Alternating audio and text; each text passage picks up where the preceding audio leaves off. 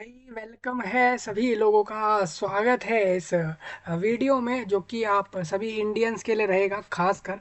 और आप लोग मुझे कहीं से भी सुन रहे हो दुनिया में, सभी लोगों का पहले तो मैं स्वागत कर दूं भाई। स्वागत है आप सभी लोगों का कि आप लोग इस वीडियो में आए हो। वीडियो में जानकारी देखने के लिए कि इस वीडियो में क्या कुछ रहेगा।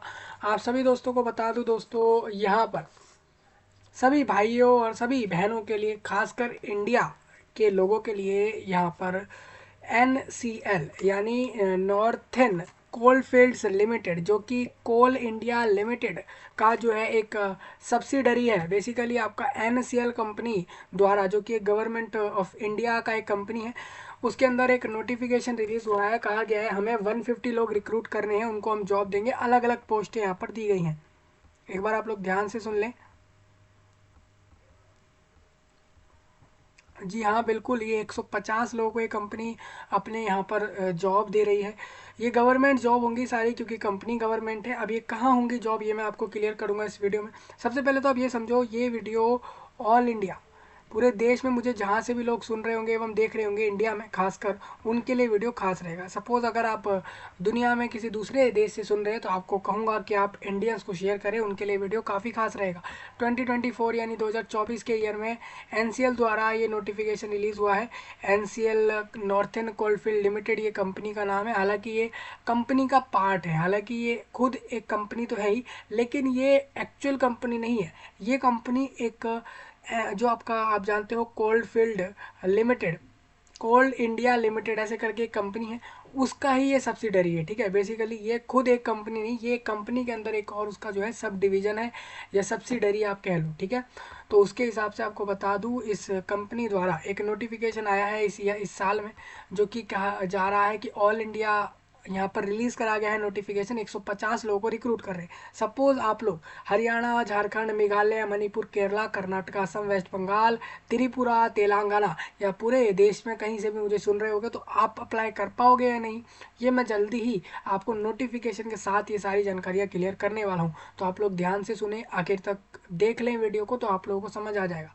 सबसे पहले तो आप देखो, 150 लोगों को यहाँ से जॉब मिलेगी। ठीक है, अलग अलग पोस्ट होंगे। Salary, qualification, age limit, form के डेट्स, फॉर्म का फीस, एलिजिबिलिटी में भी आप देखोगे कि ऑल इंडिया है या फिर सिर्फ जहाँ पर रिक्रूटमेंट है वहीं के एरिया के लोग फॉर्म भर रहे हैं, ये जानना बहुत ज़रूरी है आपके लिए। दूसरा, इसमें क्या क्या फ़ायदे हैं अप्लाई करने के, तो सारी जानकारी आपको क्लियर कर रहा हूँ मैं इस वीडियो में। इस नोटिफिकेशन, इस जॉब के बारे में आप लोग ध्यान से सुने और उसके बाद जाके आप अप्लाई कर सकते हो। ठीक है, चलिए, अगर रही बात इस नोटिफिकेशन का, नोटिस और वेबसाइट लिंक, वो सारा मैंने वीडियो के नीचे अवेलेबल कराया है आप सभी लोगों के लिए, तो आप वहाँ से जाकर अप्लाई कर सकते हो।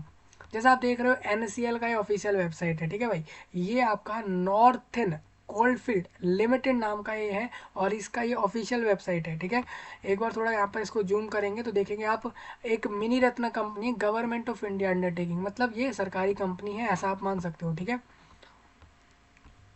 मतलब आपकी जॉब गवर्नमेंट है, आप इतना लेकर चल सकते हो। आपको देख लो, ये नोटिफिकेशन है, आप देखोगे एक मिनी रत्न कंपनी है ये, और एक सब्सिडरी है कोल इंडिया लिमिटेड। हालांकि मेन कंपनी कोल इंडिया लिमिटेड है, उसके अंदर ये जो है, ये वाला कंपनी काम कर रहा है। तो बेसिकली ये हो गया कोल इंडिया लिमिटेड का पार्ट, यानी कि CIL का पार्ट हुआ है। ठीक है, हाँ, अब ये चीज़ आपको समझ आनी चाहिए। और आपको बता दूँ, ये रिक्रूटमेंट रिलीज़ हुआ है और ये सिंगरौली, कॉलिए कॉलियरी डिस्ट्रिक्ट, सिंगरौली, मध्य प्रदेश, भारत देश के मध्य प्रदेश राज्य के सिंगरौली नाम के जगह, जिले से ये नोटिफिकेशन डाला गया है और वहाँ से नोटिफिकेशन आपका आया है। एम्प्लॉयमेंट नोटिफिकेशन आप देखोगे, इनवाइट कर रहा है ऑनलाइन फॉर्म भरने के लिए इंडियन नेशनल से, मतलब भारतीय नागरिक सभी लोग फॉर्म भर दो जो भी इसकी क्वालिफिकेशन रखते हो। Required for regular appointment to the post age. ठीक है, टेबल 1 करके, ए करके इन्होंने एक टेबल दिया है for regular deployment across mines. इनके जगह, इस कंपनी के अलग अलग जगह पर माइंस है। ठीक है, अक्रॉस माइंस और एस्टेब्लिशमेंट ऑफ NCL इन आपका सिंगरौली जिले में, मध्य प्रदेश राज्य के, और सोनभद्रा डिस्ट्रिक्ट जो है आपके उत्तर प्रदेश राज्य के सोनभद्रा में और जिले में, और मध्य प्रदेश के सिंगरौली जिले में इनको जो है रिक्रूट करना है लोगों को। ठीक है, ऑल इंडियंस लोग फॉर्म भर सकते हैं, इन्होंने ये चीज़ बता दी। पोजीशन से एसेंशियल क्वालिफिकेशन में आपको बताता चलता हूँ क्या है। सबसे पहले आप देखोगे, असिस्टेंट फोरमैन चाहिए इनको, ट्रेनी ग्रेड C में रहेगा ये पोजीशन। असिस्टेंट फोरमैन, सारे असिस्टेंट फोरमैन है। एक आपका यहाँ पर मैकेनिकल में है, इलेक्ट्रिकल में है। ठीक है भाई, ये सारे ट्रेनी ग्रेड सी में पोस्ट है। आपको बता दूं एक बार, यहाँ पर आपका 10th पास होना जरूरी है किसी भी बोर्ड से, किसी भी CBSE, ICSE, state board, Jharkhand, Meghalaya, Manipur, पूरे देश के किसी भी बोर्ड से 10th पास प्लस डिप्लोमा करा हुआ है आपने, या फिर उसके बराबर का जो है आपने जो है क्वालिफिकेशन करा है, कम से कम 3 साल का कोर्स किया हुआ है इन इलेक्ट्रॉनिक्स में और यहाँ पर एंड इलेक्ट्रॉनिक्स इंजीनियरिंग में फ्रॉम किसी भी इंस्टीट्यूट से, तो आप लोग अप्लाई कर सकते हो। सेम अगर आपको मैकेनिकल असिस्टेंट फोरमैन पे अप्लाई करना है तो आपका 10th पास होना जरूरी है, प्लस डिप्लोमा आपका करा हुआ हो या फिर 3 साल का कोर्स आपने करा हुआ हो जो कि मैकेनिकल इंजीनियरिंग में करा हो किसी भी इंस्टीट्यूट से, तो आप अप्लाई कर सकते हो। तो ये सब आपके क्वालिफिकेशंस हो जाते हैं। आपको बता दूं closing date of registration, form जो है वो 5th ऑफ February में क्लोज हो जाएगा, तब तक आप फॉर्म भर सकते हो, यानी 5 फरवरी तक आप लोग ऑनलाइन में सभी लोग फॉर्म भर सकते हैं।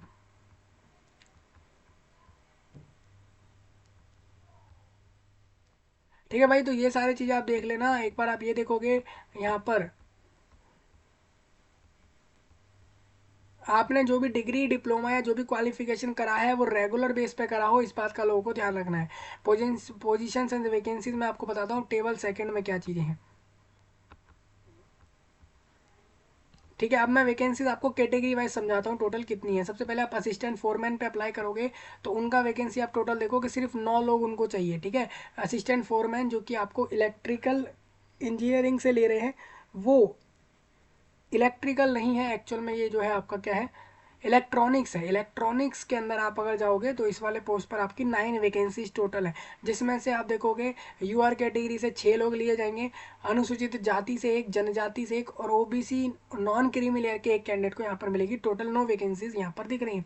असिस्टेंट फोरमैन मैकेनिकल में आप देखोगे तो 59 वैकेंसीज हैं, और असिस्टेंट फोरमैन में आप सेम चीज़ वही इलेक्ट्रिकल में देखोगे तो आपकी वैकेंसीज जो है वो 48 है। ठीक है, ये 34 वैकेंसीज अलग है। मैं आपको इसमें क्लियर करता हूँ इसमें क्या चीज़ें हैं। इलेक्ट्रिकल एंड मैकेनिकल देखिए आपकी वैकेंसी 34 है यहाँ पर। इस तरीके से आप लोगों को कैटेगरी वाइज समझ लेना है आपके कितनी कितनी वैकेंसीज हैं। यहाँ पर आपकी फुल फॉर्म लिखी है SC ST OBC, इन सब का फुल फॉर्म क्या होता है वो यहाँ पर इन्होंने दे रखा है। और एक चीज़ आपको और बता दूँ, डिसेबिलिटी वालों की वैकेंसीज कितनी रहेंगी, तो आप देखोगे जो लोग असिस्टेंट फोरमैन मैकेनिकल वाला वैकेंसी डिसेबल्ड लेंगे तो उनका डिसेबिलिटी ये रहे कि वो OA हो या फिर OL में हो। ये आपका डिसेबिलिटी, OA मतलब उनका एक ही लेग हो या फिर एक ही आर्म हो या फिर हार्ड ऑफ हियरिंग वाला जो है उनका डिसेबिलिटी हो, ये सारे डिसेबिलिटी वालों को ही ये वैकेंसीज मिलेंगे। ठीक है भाई, हर किसी डिसेबल्ड कैंडिडेट को वैकेंसी नहीं मिल रही है, तो आप यहाँ से देख ही सकते हो। Of diploma for supervisory position, supervisory positions क्या है भाई, अभी मैं आपको दिखाता हूँ। जैसे आप यहाँ पर देखोगे, ये देखिए ये सुपरवाइजरी पोजीशंस हैं आपकी, ये जो भी आप देख रहे हो। ठीक है, आपकी क्वालिफिकेशन जो इन्होंने बताई है उसको मैं थोड़ा लोगों के लिए क्लियर करता चलूँ। जैसे आप देखोगे यहाँ पर अगर आप असिस्टेंट फोरमैन में आप अप्लाई करोगे इलेक्ट्रॉनिक्स के लिए, तो आपको इतना याद रखना है कि आपका कम से कम जो है रिक्वायर्ड डिप्लोमा इंजीनियरिंग, आपका डिप्लोमा इलेक्ट्रॉनिक्स इंजीनियरिंग में हो 3 साल का कम से कम। और हायर क्वालिफिकेशन एंड ब्रांच यहाँ पे कह रहे हैं कि इंजीनियरिंग डिग्री आपकी होगी अगर इन इलेक्ट्रॉनिक्स में, इलेक्ट्रॉनिक्स एंड कम्युनिकेशन में, तो ये सब आप कर सकते हो apply. Not eligible branch for diploma और BE BTech, जैसे मान लीजिए आपने इंस्ट्रूमेंटेशन करा है, इंस्ट्रूमेंटेशन एंड कंट्रोल इलेक्ट्रिकल करा है, या फिर instrumentation and control and electronics engineering degree करी है, या फिर इनका कोई भी कॉम्बिनेशन करा है किसी भी ब्रांच से, तो आप लोग अप्लाई नहीं करोगे। डिप्लोमा आपने अगर किसी और ब्रांच से करा है इलेक्ट्रॉनिक्स के अलावा, तो भी आप लोग एलिजिबल नहीं हो इस पोस्ट पे। तो इन्होंने बता दिया है बेसिकली, अगर आप ये वाला पॉइंट फॉलो कर रहे हो या फिर ये वाला पॉइंट, तो आप अप्लाई कर देना। ये वाला पॉइंट जो लोग भी फॉलो कर रहे हैं वो लोग फॉर्म नहीं भरेंगे। ठीक है भाई, अब ना कि ये सिर्फ असिस्टेंट फोरमैन के लिए हो रहा है, इसके आगे आप थोड़ा और नीचे देखोगे तो मैकेनिकल वाले और इलेक्ट्रिकल वाले भी इस तरीके से ही फॉलो करेंगे। ठीक है, अब मैं आपको ट्रेनिंग पीरियड में आपको बताता हूँ, स्केल ऑफ पे बता देता हूँ कितना यहाँ पर सैलरी या जो भी मिल रहा है वो क्या है रहेगा, वो आप यहाँ से थोड़ा समझ सकते हो। एंट्री लेवल पोजीशंस है आपकी, ये सारी तीनों की तीनों एंट्री लेवल ग्रेड पे, मतलब शुरुआती तौर पर आपको कितनी सैलरी है जो भी आपको मिलेगा वो मैं आपको बताता हूँ क्या है। ड्यूरिंग ट्रेनिंग, ये एक ट्रेनिंग पीरियड है, मिनिमम आप ये मान लो कि मंथली आपको रेटेड ग्रेड C बेसिक मान लो 47,000 रुपीज़ पर मंथ आपको इसमें मिलेंगे। और तीनों ही पोस्ट पर सेम तरीके का सैलरी है। आप मान सकते हो कि आपको 45,000 तो मिनिमम मिलने ही वाले हैं, 45 से 50 के बीच में आपको ये चीज़ें मिलेंगी। ठीक है, हाँ, याद रखना है दोस्तों, आपका जो ट्रेनिंग पीरियड रहेगा वो 1 साल का रहेगा। और कुछ वैकेंसी आपने देखा होगा ऊपर एक्सकेवेशन करके एक वैकेंसीज थी, कैडर था ये अलग अलग कैडर हैं आप जानते हो। उसके अंदर आप देखोगे तो इनकी 2 साल ट्रेनिंग है। तो सभी लोगों के जितने भी साल ट्रेनिंग चल रहे हैं पर मंथ आपको ये रुपये मिलेंगे। ठीक है, अदर अलावेंस आपको मिलेगा। मान लीजिए जहाँ आप जॉब कर रहे हो, मान लीजिए महंगाई आ जाती है भाई, डियरनेस अलावेंस हो जाएगा, मतलब महंगाई हो जाएगी तो डियरनेस अलावेंस मिलेगा, अटेंडेंस बोनस मिलता है, स्पेशल अलावेंस मिलेंगे, HRA मिलेगा मतलब house rent allowance, transport subsidy मिलेगी और मेडिकल फैसिलिटी जैसी चीज़ें भी यहाँ सब मिलेंगी। तो आप देख सकते हो ना कि सिर्फ सैलरी है, बाकी बेनिफिट भी हैं इन पोस्टों पर। तो आप लोग फॉर्म भर सकते हो। रिजर्वेशन की बात करें, अगर आप SC हो, ST हो या फिर रिजर्वेशन कैटेगरीज में हो तो गवर्नमेंट ऑफ इंडिया रूल्स यहाँ पर फॉलो हो रहे हैं, मतलब ऑल इंडिया रिजर्वेशन यहाँ पर बेनिफिट मिलेंगे। ये चीज़ लोगों को ध्यान रखनी है। आप पूरे देश में कहीं से भी SC हो, ST हो या कुछ भी हो इनमें से रिजर्वेशन में आपको ये बेनिफिट मिलने ही वाले हैं, वो चीज़ यहाँ पर लिखी हुई है। ठीक है, बाकी आप एक बार ये सारे पॉइंट रीड कर लो तो आपको अच्छे से समझ यहाँ से सारी चीज़ें आ जाएंगी। एज लिमिट में मैं आपको बता दूँ, जो भी लोग फॉर्म भर रहे हैं 18 प्लस हो, 30 बिलो हो, फॉर्म भर देना। ठीक है, अगर आप 30 प्लस कर गए हो तो आप अगर SC ST हो तो 35 तक फीस जो है फॉर्म भर सकते हो। लेकिन अगर आप OBC NSCL हो तो आप 3 साल अपर एज बेनिफिट यहाँ से लोगे फॉर्म भरने के लिए। डिसेबल्ड को 10 साल मिलते हैं। तो ये सब आपने अपने रिलैक्सेशन आप एज में देख सकते हैं, यानी कि 18 से 30 के बीच की एज वाले लोग फॉर्म भरेंगे। आपकी एज ये लोग 10th क्लास के मार्कशीट से बता देंगे कि आपकी एज क्या है, वही आपकी मानेंगे। ठीक है, फॉर्म का फीस यहाँ पर 1000 रुपये लिया जाएगा। अगर आप किसी भी रिजर्वेशन कैटेगरी में हो ना तो आपको फॉर्म का फीस नहीं देना है। सपोज आप OBC NSCL हो, EWS और UR वालों को 1000 रुपये पे करने, 180 रुपीज़ उनको जो है अलग से GST पे करना होगा। गुड सर्विस टैक्स इसको कहते हैं, GST।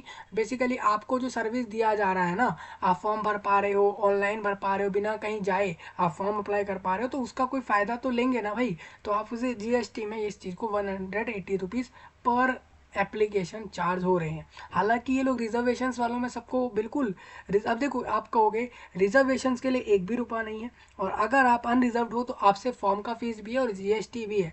तो अब ये चीज़ें यहाँ पर आप इस तरीके से देख रहे हो, जो भी है यही चार्ज है। ठीक है, फीस वापस नहीं होगी तो ध्यान से आप लोग भर लेना फॉर्म, जिनको भी वैकेंसीज लेनी हो।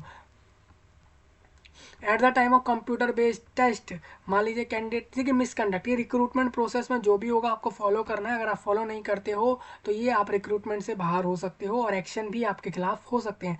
सिलेक्शन प्रोसेस ये है कि जो भी कैंडिडेट एलिजिबल है, रिक्वायर्ड टू अपीयर, उनको एक कंप्यूटर एग्जाम देना होगा। यहाँ पर एक एग्जाम लेंगे कंप्यूटर पर, उसके बाद ही आपको सिलेक्ट करेंगे। ठीक है भाई, स्क्रूटाइनी और वेरिफिकेशन ऑफ द क्लेम, ठीक है, सेम चीज़ें बता रहे हैं। मैं आपको बताता हूँ ये सारे पॉइंटों का मतलब क्या है। यहाँ पर एक कंप्यूटर एग्जाम लेंगे, उसका एक कट ऑफ डिसाइड करेंगे, उसके ऊपर जो भी मार्क्स लेंगे लोग, वो लोग कंप्यूटर एग्जाम पास कर जाएंगे। कंप्यूटर बेस्ड एग्जाम जो यहाँ पर हो रहा है हर पोस्ट के लिए होगा। ठीक है, और ये जो कंप्यूटर बेस्ड एग्जाम है ये आपसे कह रहे हैं 100 मार्क्स में करा लेंगे, 1 आवर 30 मिनट के अंदर ये एक ही सिटिंग में एग्जाम करा लेंगे कंप्यूटर पर, जो कि आपका 100 नंबर का रहेगा। कंप्राइजिंग आप देखोगे 2 सेक्शन ही देंगे पेपर में, section A section B। Section A में आपका टेक्निकल नॉलेज पूछेंगे, मतलब डिसिप्लिन रिलेटेड, मतलब जिस पोस्ट पे आप अप्लाई करो। सपोज आप मैकेनिकल वाला पोस्ट लोगे तो मैकेनिकल वाला जो सिलेबस रहेगा, असिस्टेंट फोरमैन मैकेनिकल वाला सिलेबस ही आपके सेक्शन A में आपको करना होगा। ठीक है, आप इलेक्ट्रिकल ले रहे हो, इलेक्ट्रॉनिक्स ले रहे हो तो आपको वही सिलेबस करना होगा, जो कि आपके 70 MCQ रहेंगे। सेक्शन B में ये लोग आपसे जनरल नॉलेज पूछ सकते हैं, जनरल अवेयरनेस, रीजनिंग और वर्बल एंड मेंटल एबिलिटी। अब मैं आपको बताता हूँ दोस्तों, आप देखोगे ना कि जनरल नॉलेज, अवेयरनेस, रीजनिंग, ये सारे ऐसे टॉपिक हैं, ये मोस्ट ऑफ द आप देखोगे 100 में से 90 प्लस रिक्रूटमेंट वाले आपके यही सिलेबस को कॉमन रखते हैं, इन्हीं को करवा के जो है आपका एग्जाम में लिया जाता है। आप देखोगे ये सारी चीज़ें हमें हर रिक्रूटमेंट में देखने को मिलती ही हैं इसके, लेकिन यहाँ पर सिर्फ 30% इसकी वेटेज है। मैक्सिमम लोगों को 70% वेटेज अपने ही स्पेसिफिक फील्ड के लिए रखनी होगी। हर क्वेश्चन एक एक नंबर का देंगे, कोई भी पेनल्टी इन्होंने रॉन्ग आंसर पर रखी नहीं है। सारे क्वेश्चंस एमसीक्यू में देंगे, मतलब हर क्वेश्चन पे 4 ऑप्शन देंगे और कहेंगे जो भी आपका सही आंसर लगता है आपको वो कर दो और इस तरीके से अटैम्प्ट कर लो। टोटल 100 क्वेश्चन 100 मार्क्स में, ठीक है। इस तरीके से आपको करना है। आप लोग अगर गलत करते हो तो नेगेटिव मार्किंग में नहीं जाएगा। क्वेश्चन पेपर हिंदी इंग्लिश दोनों में देंगे ये, जो कि इंग्लिश लैंग्वेज वाला पेपर होगा वो इंग्लिश में ही मिलेगा, ठीक है। और सिलेबस मैं आपको भी बता देता हूँ, ये एनेक्सर ए के अंदर इन्होंने सिलेबस दिया है कि क्या सिलेबस है इस एग्ज़ाम का। आप लोग अगर पूरे एलिजिबल हो, फॉर्म भर देना, एक एग्ज़ाम होगा, उसको पास करने के बाद ही आप आगे प्रोसेस में बढ़ोगे। टेस्ट सिटी की कहाँ कहाँ एग्ज़ाम ले रहे हैं ये, तो ये एग्ज़ाम आपका जो होगा वो तो मैं आपको भी बता दूंगा इन्होंने कहाँ कहाँ इन्होंने जो भी सेंटर रखे गए हैं, अगर लिस्ट में यहाँ पर दी होगी तो मैं आपको वो चीज़ क्लियर कर दूंगा, ठीक है।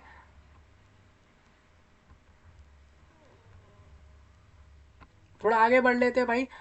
यहाँ पर ये कह रहे हैं अगर आप अनरिजर्व कैटेगरी में हो, EWS UR हो, तो 50 से ऊपर मार्क्स ले आना टोटल 100 में से। अगर आप SC ST या रिजर्व डिसेबिलिटी, अगर डिसेबल्ड हो या फिर OBC NACL हो, एक्स सर्विसमैन हो, तो आप 40 मार्क्स प्लस लाओगे तभी आप इस एग्जाम को पास माने जाओगे। सपोज मान लीजिए आपके और आपके कॉम्पिटिटर के सेम मार्क्स इस रिक्रूटमेंट में एग्जाम में आते हैं, तो ऐसे में ये लोग देखेंगे कि जो लोग सेक्शन ए में ज़्यादा मार्क्स ला रहे हैं उसको ये मेरिट में ऊपर रखेंगे। फिर भी आपके सेम मार्क्स होते हैं तो ये डेट ऑफ बर्थ वाइज जो अपर एज वाइज बड़ा है उसको ये लोग लिस्ट में ऊपर कर देंगे, ठीक है। बाकी एक बार आप ये सारे पॉइंट रीड कर लो। अभी तक मिनिमम कट ऑफ आप देखोगे मैंने आपको क्लियर कर दिया, 50 प्लस कट ऑफ UR वालों के लिए, 40 प्लस कट ऑफ जो है वो रिजर्व वालों के लिए रहेगी। 100 में से आपको ये मार्क्स लाने हैं, अगर आप ले आते हो तभी आप पास माने जाओगे, ठीक है।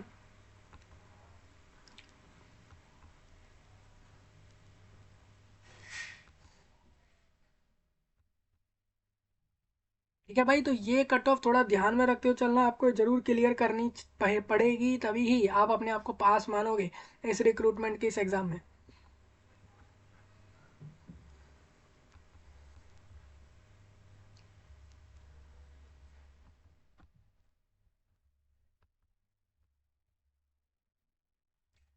अब आप ऊपर देखोगे, ऊपर आपने एक चीज देखी होगी एक्सकेवेशन कैडर, और आपने एक अलग से देखा होगा इलेक्ट्रिकल मैकेनिकल, जो भी उनके पोस्ट के थे वो अलग, एक अलग से टेबल इन्होंने अलग से बनाया हुआ है, रो अलग से कॉलम में, और एक इन्होंने लिखा है एक्सकेवेशन कैडर। इसका मतलब क्या है मैं आपको भी क्लियर करूंगा। इसका मतलब अगर दिया होगा इन्होंने यहाँ पर सारी चीज़ें बताता हूँ, दोनों में अलग अलग वैकेंसी, एक अलग कैडर की है वो एक अलग है, ठीक है। तो मैं दोनों का मतलब आपको भी क्लियर करने वाला हूँ। अभी पहले आपके जनरल इंस्ट्रक्शन आप सभी के लिए दिए हैं, इसको एक बार रीड कर लेना सभी लोग, बिल्कुल ध्यान से, ही आपके लिए इंपॉर्टेंट रहेंगे, ठीक है भाई।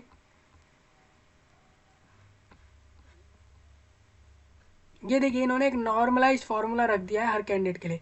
इन्होंने बोला है अगर मान लीजिए ये एग्जाम ज़्यादा शिफ्ट में हुआ तो ये लोग इस तरीके का एक फार्मूला यूज़ करके आपका रिजल्ट बनाएंगे, ठीक है, जिससे कि हर कैंडिडेट को एक इक्वली ट्रीटमेंट मिल सके उसके रिजल्ट में। हालांकि मैं आपको बता दूं इन्होंने ये भी कहा है एक ही सिटिंग में एग्जाम करा लेंगे। मान लीजिए फॉर्म ज़्यादा आ गए लोगों के तो ये एक से ज़्यादा सिटिंग करा सकते हैं, ठीक है। उसके लिए इन्होंने एक फार्मूला बताया है, ये लोग ये वाला फार्मूला यूज़ कर रहे हैं। हर तरीके के अपने अपने अलग अलग फार्मूले यूज़ करते हैं। मोस्ट ऑफ द जो प्रोसेस होता है नॉर्मलाइजेशन फार्मूले में लगभग एक जैसा ही देखा जा रहा है। हाउ टू अप्लाई, आप लोगों को अप्लाई कैसे करना है, तो यहाँ पर एक ये प्रोसेस बताया हुआ है, मैं आपको भी दिखाऊंगा अभी कि कैसे आप अप्लाई कर सकते हो। हालांकि लिंक ओपन अभी नहीं हुआ है, लिंक ओपन जब होगा तभी आप लोग अप्लाई कर पाओगे। अप्लाई करने के लिए आपको सबसे पहले इस वेबसाइट के रिक्रूटमेंट सेक्शन में जाकर फिर आपको अप्लाई पे क्लिक करना होगा, फिर आप अप्लाई कर पाओगे, ठीक है। रजिस्ट्रेशन के लिए ईमेल आईडी मोबाइल नंबर की वजह से रजिस्ट्रेशन कर लेना आप लोग, अपना नाम जेंडर और कुछ कॉमन से डिटेल डालकर। रजिस्ट्रेशन हो जाने के बाद लॉगिन करना, अपने रजिस्ट्रेशन आईडी और पासवर्ड अपना बना लेना, उसको डालकर लॉगिन कर लेना। लॉगिन करने के बाद अपना photo, sign, 10th marksheet, 12th marksheet, diploma या डिग्री जो भी आपने करा है इस फील्ड में वो अपलोड करना। कास्ट सर्टिफिकेट अपलोड करना, अगर आप डिसेबल्ड हो तो डिसेबल्ड सर्टिफिकेट अपलोड करके उसके बाद फीस सबमिट करके फॉर्म जमा कर सकते हो। अब फॉर्मेट क्या रखना है डॉक्यूमेंट्स का, कैसे अपलोड करना है, वो सब इन्होंने यहाँ पर ये सारे पॉइंट आपके लिए दिए हैं, तो आप इस चीज़ को रीड कर सकते हो, ठीक है भाई। अब देखिए मैं आपको दिखा दूँ, ये आप देखोगे 4 दिन बाद 15 जनवरी से फॉर्म चालू होगा और 5 फरवरी में फॉर्म क्लोज है, यानी कि 3 वीक का समय ये आपको दे रहे हैं फॉर्म अप्लाई करने के लिए। 3 वीक में आप फॉर्म भर सकते हो। अब आप कहोगे कि ये एडमिट कार्ड कब दे रहे हैं एग्जाम का, एग्जाम कब करा रहे हैं और एग्जाम का रिजल्ट कब दे रहे हैं, तो मैं आपको बता दूं ये आप यहाँ पर इन्होंने बताया नहीं है, ठीक है। लेकिन मैं आपको इसमें क्लियर कर सकता हूँ ये एग्जाम कब हो सकता है। ये आप देखोगे ये आपका मार्च मंथ में स्टार्टिंग में एग्जाम रहेगा, जहाँ तक मुझे लग रहा है। और इसका और आपका ये February 20 के बाद ये आपको एडमिट कार्ड दे देंगे, मार्च में एग्ज़ाम करा लेंगे, मार्च के एंड तक ये आपका रिजल्ट देके अप्रैल के बाद उसको फिर आगे बढ़ाकर अप्रैल के अंदर आप मान सकते हो अप्रैल मंथ में कहीं ना कहीं जाकर आपके पास ये जॉब होगी। ठीक है, डिस्क्लेमर और ये पॉइंट एक बार रीड कर लेना। मैं आपको बता दूं सेक्शन ए आपका आ रहा है, ठीक है, एनेक्सर ए, इन्होंने वही जो 70 मार्क्स का पेपर है उसमें आपके क्या क्या सिलेबस रहेंगे वो मैं आपको क्लियर कर देता हूँ। और असिस्टेंट फोरमैन के लिए आपका जो सिलेबस रहेगा सेक्शन ए का वो ये रहेगा, नेटवर्क्स थ्योरी आपको पढ़नी होंगी, जिसमें आपको basic of network theory, nodal and mesh analysis और network theorems, superposition theorem, और इस तरीके से बहुत सारे टॉपिक इन्होंने यहाँ पर दिए हुए हैं, सारे आपके रहेंगे। ठीक है, अगर आप मैकेनिकल वाले पोस्ट को लोगे तो आपके लिए सिलेबस ये होगा, और इलेक्ट्रिकल वालों का सिलेबस ये होगा। ये सारा कुछ सेक्शन ए का था। ठीक है,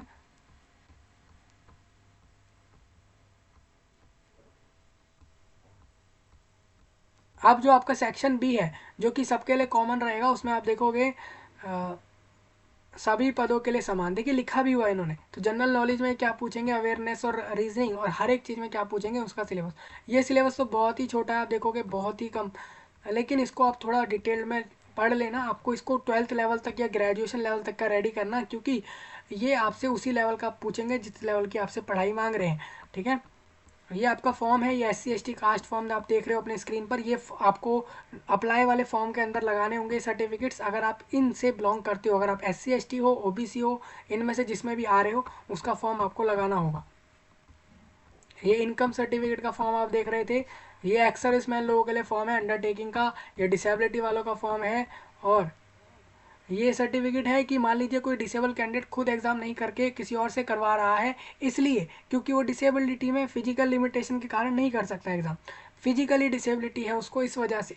तो ऐसे में वो ये वाला एक फॉर्म है सर्टिफिकेट, इसको भर के वो एक ये कर सकता है, मतलब कह सकता है कि हाँ भाई मैं अपना एग्ज़ाम नहीं कर सकता, मैं किसी सेकंड पर्सन से एग्ज़ाम करवाऊंगा, तो वो इसके लिए ये वाला फॉर्म लगाएगा। ठीक है, और ये रहेगा इसके लिए कि letter of undertaking for using, कि अपना खुद का एक सेकंड पर्सन को यूज़ कर रहा है, कि स्क्राइब को यूज़ कर रहा है इस एग्ज़ाम को करवाने के लिए, तो ये एक अंडरटेकिंग है, इसको उसको यूज़ करना है।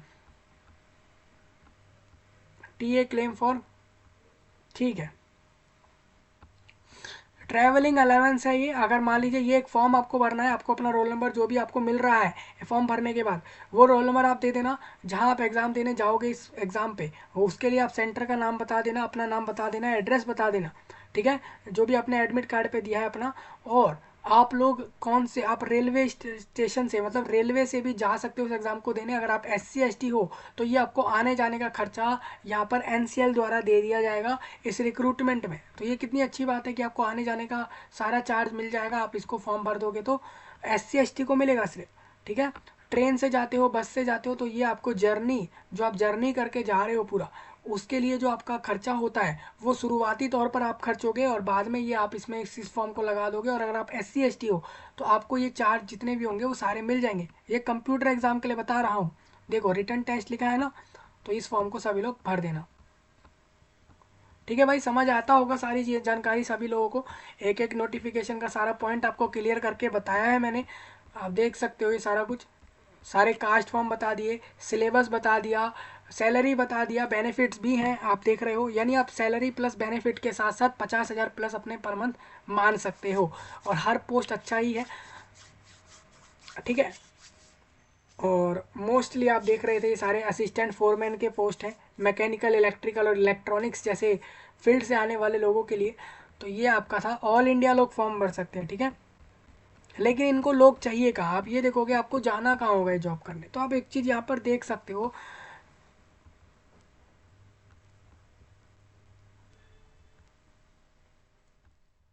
देखिए ये आपको मध्य प्रदेश में या फिर उत्तर प्रदेश के अंदर बुला सकते हैं, या फिर इनके जहाँ पर भी माइंस हैं, NCL के जिधर जिधर माइंस हैं इंडिया में कहीं पर भी, या तो वहाँ पर आपको ये वैकेंसी दे सकते हैं, या तो मध्य प्रदेश या उत्तर प्रदेश के इन दोनों जिलों के अंदर ये आपकी वैकेंसी हो सकती है। इसके अलावा आपको और कहीं देखने को नहीं मिलेगी। ठीक है, ये आपका रहेगा कन्फर्म।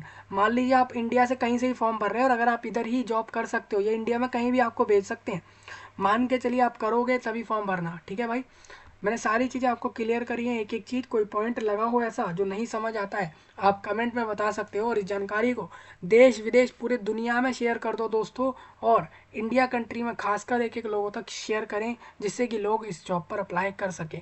ये नोटिफिकेशन जल्दी ही आया है, आप देखोगे। इसको एक ही दिन हुआ है नोटिफिकेशन को आए, और मैंने आपके साथ इसको डिस्कस कर दिया है। ठीक है भाई, तो यही रहेगा। अप्लाई लिंक 15 तारीख को आएगा, मैं 15 तारीख को उसको वीडियो के नीचे दे दूंगा। ठीक है, चलिए भाई, मिलते हैं आपसे फिर नए टॉपिक में। तब तक के लिए आप सभी का धन्यवाद।